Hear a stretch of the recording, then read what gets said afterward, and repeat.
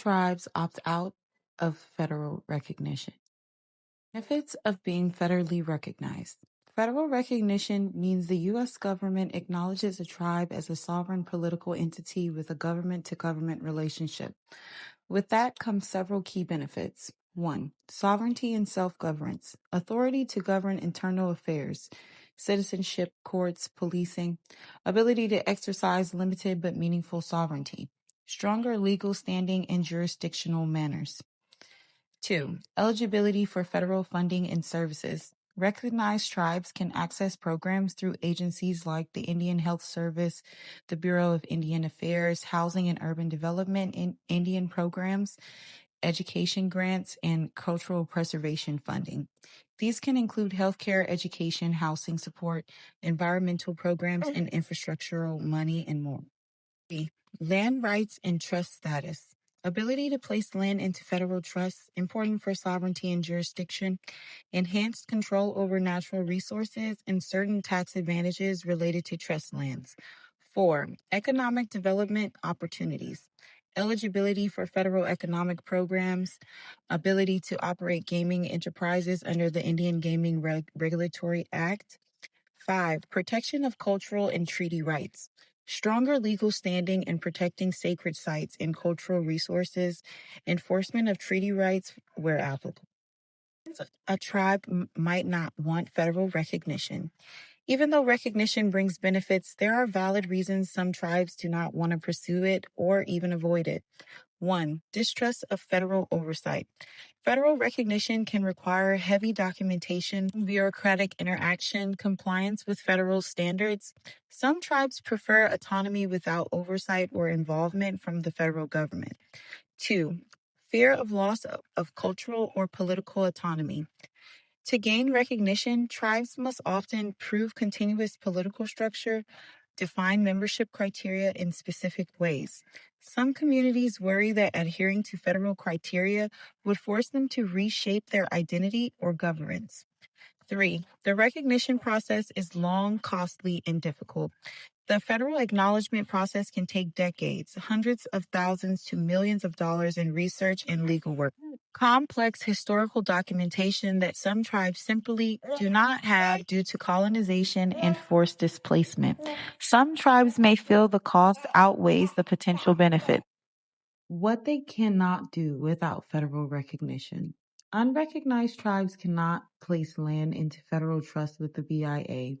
Only federally recognized tribes can apply to the Bureau of Indian Affairs to take land into trust. Trust land status is what removes land from state/local taxation, provides sovereignty protections, and enables certain federal programs and jurisdictional powers. Claim reservation status. Without recognition, no land can legally be declared a reservation, trust land, or restricted fee land. Examples of unrecognized or not fully trusted tribes managing or recovering land. The Chinook Indian Nation of the Pacific Northwest. The Chinook, a multi-band indigenous community whose ancestral territory lies along the lower Columbia River/Pacific coast, lack federal recognition or have had it removed, and have had no formal reservation or trust land under their direct control. Despite that, the nation has purchased land outright, fee simple ownership, near Astoria, Oregon.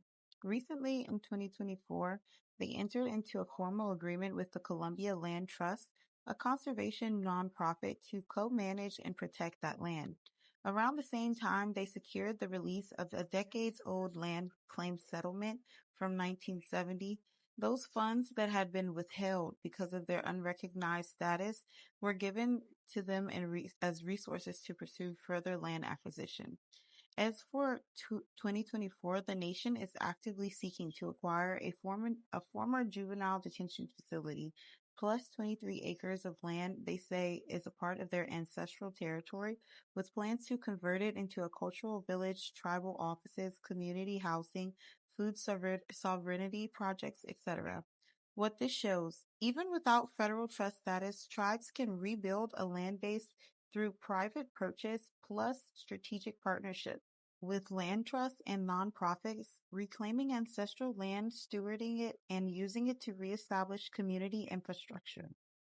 Another example of an unrecognized tribe recovering their land. The Southern Sierra Miwok Nation in California. The Southern Sierra Miwok are not federally recognized. In December 2025, they regained ownership of nearly 900 acres of ancestral land. The ridge known as Hennis Ridge, adjacent to Yosemite National Park. The land was transferred from a conservation nonprofit, Pacific Forest Trust, with funding through a state program. The land is culturally and ecologically significant. It's along ancestral migration routes, people, and wildlife. It contains important ecosystems and was traditionally stewarded by the Miwok. The tribe now intends to use the land for cultural practices, ecological stewardship, traditional ecological knowledge, ceremonies, gathering of traditional plants, foods, medicines, and as a space for communal healing and reconnection. In addition, the Miwok have been working with the years to reclaim another ancestral site inside the park, the former village and community site known as Mahaga, through a co-stewardship agreement with the park, enabling them to reconstruct ceremonial structures, a roundhouse, revitalize traditions, and regain some measure of stewardship/control over the land. What this shows, non-recognized tribes can reclaim significant ancestral lands through land purchase or third-party transfer via conservation nonprofits, using a mix of philanthropy, state grants, and partnerships, then manage those lands according to tribal, cultural, and ecological values. Advantages for unrecognized tribes. Reclaiming ancestral land, even without federal recognition or attachment to a place, need not to wait.